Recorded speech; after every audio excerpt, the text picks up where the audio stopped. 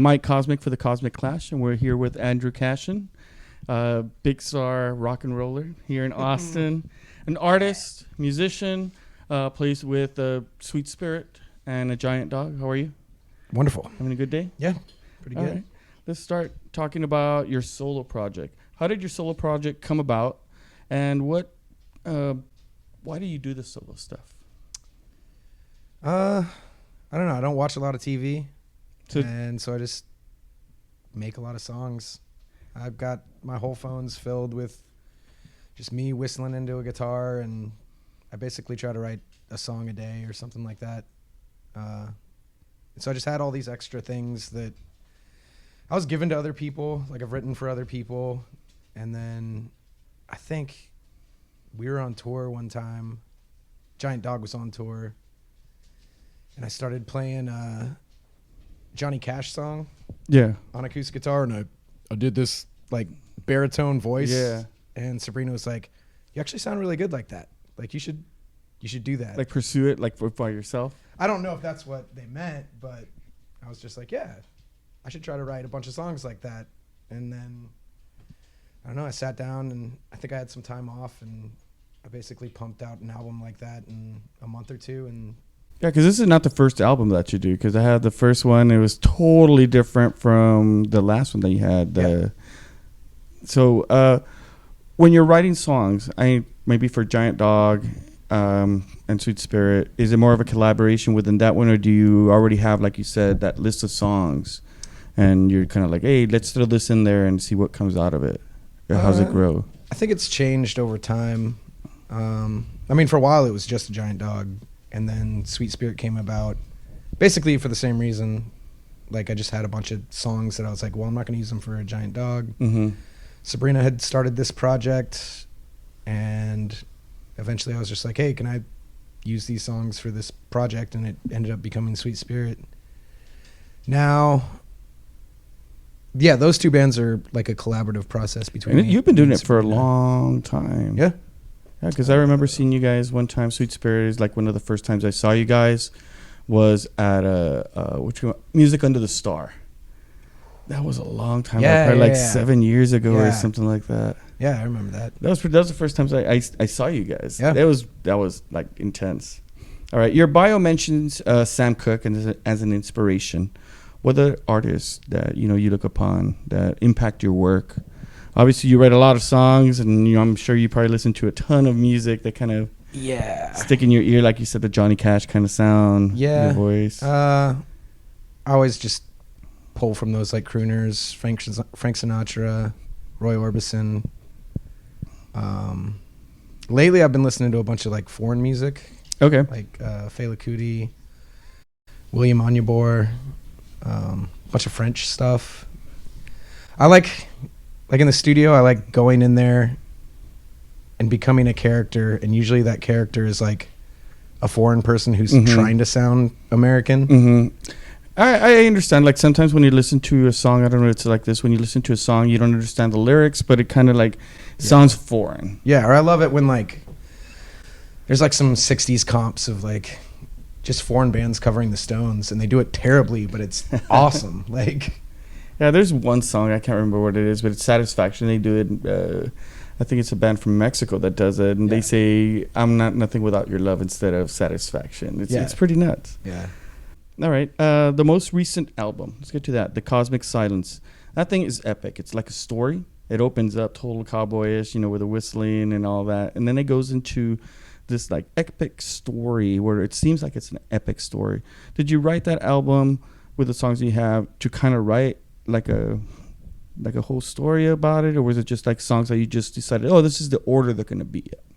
Yeah, I think it's probably the order. I didn't really have it. It's not like a concept album or anything. Mm-hmm.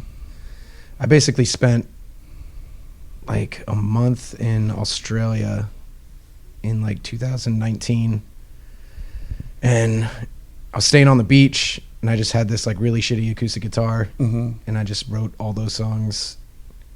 The setting kind of, I guess that's where the story aspect comes in. Do you write more about the emotion that's when the setting that you're in, or is it something that happened like throughout, like a memory that just comes in and you're like, oh, you kind of... reminisce about that. Yeah, it's setting, and not a lot of it is autobiographical. Some of it is, but yeah, I don't know. It just comes from everywhere. Okay. Like one of my favorite songs off of the album is Evil Queen. It reminds me a lot of Mark Bolan, T-Rex. Totally. It has that. That's that, what I was that going vibe. for. Yeah. Who is that song about? Or is it about somebody specific? Or is it just... I kind of want to keep that a secret. Yeah, because those lyrics are pretty intense, and I think that's why it sticks in my head. Yeah. It's a dope track, though. There's a couple people who think it's about them, but it's not. We'll leave it secretly. And that's under you. Maybe one day in another interview you'll be a little bit more brave and inhibitions and just let us all know. All right. In a recent Instagram post, you posted your tooth. You do the craziest antics, dude. Some of those things are pretty, I mean, they're dangerous as hell. What is it is it just the energy that you're there? Because I've seen you where you're like on top of the crowd and you do this crazy thing with your poor guitar sometimes. Yeah. I think that's what I'm more afraid of. It's like the guitar. I mean, I think vocally, I was saying like Roy Orbison or something like that, but performatively, it's like Iggy Pop.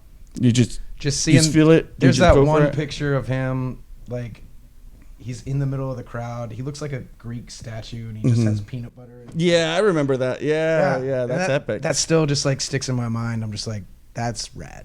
Like, it is rad, as long as you don't go like GGL and like doing some weird. Well, that's Tear Dungeon a little bit. It goes into some of that territory, but not too deep. I just think people pay money to come see you. You should give them something. You already do give them something musically, dude. You're amazing. You're a great songwriter. You know, you get people to sing your songs. You get people to listen to your albums. You're brilliant at what you do. Well, thank you. Yeah, thank your parents for that and that telling you all your genes. Yeah, I just like, when I go see a show, that's when I go home and talk about it, or go to work the next day and talk about it. It's like this definitely crazy person like did this hung off the rafters and stuff like that. Yeah, and like risked their life for this performance. Like, I'm gonna go and talk about that. Like, chip your tooth, Jesus, dude.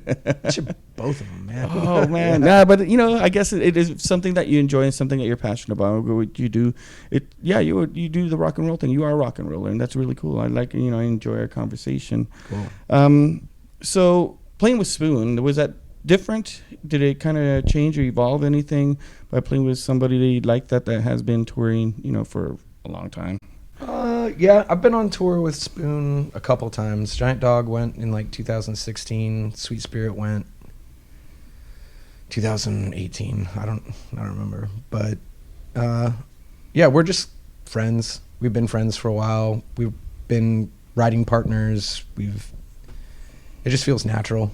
Like it's not intimidating anymore. I think my band was a little intimidated at Moody Theater, A, because it was Moody Theater, B, because some of them have never played with a band of that caliber, and they were a little nervous, but I wasn't nervous. Yeah, but you're of that caliber now. It's just, nah, I think so. All right. When you go on tour, I guess in the future, next album, this album, is there anybody that you would like to tour with? I haven't thought about that. Like bigger, just smaller? It doesn't matter. Like, who would you like to form a tour with? Like, it's like, all right, Andrew's tour. Here we go, across Europe. I mean, locally, I would love to go on tour with Being Dead. I think they're great. I could watch them every night. There's a band from Chicago called Dead, which I really like. I think that would be a fun tour. Bob Seger would be rad. That would be pretty epic. Those are totally different styles of music and totally different crowds. Yeah. Like even playing like for your local stuff, and when you guys go on tour by yourself and compared to like a bigger band that you go on tour with, do you see the different type of people that show up and that you're infecting with your music, or they're like, whoa, what is going on here? I would love to go on tour with a bigger band, but sometimes it's punishing. Yeah. Like the band has a crowd and they're there for that band. And not you. So you can try to win them over as much as possible, but they're still just like, no, I came here to see Spoon. Like, and it can be fun. It cannot be. I have fun, but going on your own tour and having your crowd be there for you is completely different. You kind of run on your own schedule too. Like going on tour with a bigger band, you got to be up at 7 whatever, a.m. and you got to and- get to that city and you have to make it there for sound check. And like, Sorry, Camille. We have a dog here. but yeah, I don't know. I'd ideally with this band like to go on a tour by myself or by ourselves, and then You guys headlining your Yeah. own show, and I'd like to get to the point where we can do that comfortably. yeah. 'Cause Well, it's a you already big have band. like when you're going to every city, you already kind of have like a crowd, and Yeah. so that you go and it just kind of gets bigger from there. I feel like if I went now, it'd be a little taxing. We got 8 people. Like, yeah, that's a lot of people. yeah, it's a lot of people to carry around. It's a lot of money. It's a lot of lodging. Attitudes. Yeah. After you get tired. Yeah, but I'd like to do it maybe sometime next year. That sounds fun. I Yeah. think you will. Cool. Yeah, I don't see that not happening. Let's talk about a little bit of your guitar playing. Do you go for a certain sound, or are you using like certain pedals that you enjoy, or is there like a guitarist or a sound that you're kind of influenced by? 'Cause you're spot on all the time, and it sounds Andrew the guitar. I don't know. I don't really consider myself a good guitarist. I taught myself how to play guitar. I don't really learn other people's songs. Yeah, Like gotcha. Sweet Spirit, you can just name drop a song and they can start playing it verbatim. Like, they're just those kind of guitarists. Yeah. Me, I'm... Here's I an A. Yeah. I guess Ramones is probably biggest, just downstrokes. Yeah, I Like, getcha. Yeah. Yeah. Well, I feel like the tougher you play it, the better. I think maybe it's just you've been playing so long. It looks so clean. It looks like really professional that you do out there. You can tell like the tone of your guitar and all that stuff and everything Yeah. that you do. It's spot on. I think tone's more important to me than noodling. And Yeah. Yeah. I gotcha. Well, thank you for this interview. Yeah. Thank It's you. been a pleasure. Cool. I'm Mike Cosmic for the Cosmic Clash, and you're here with the awesome Andrew Cashen. Pick up his album wherever, because you can find it anywhere. It's like Bandcamp, Apple Music, iTunes, Record stores. record stores. Go see him on tour when he goes on tour. Anyways, I'm Mike Cosmic for the Cosmic Clash, and I'll catch you guys later. What you doing?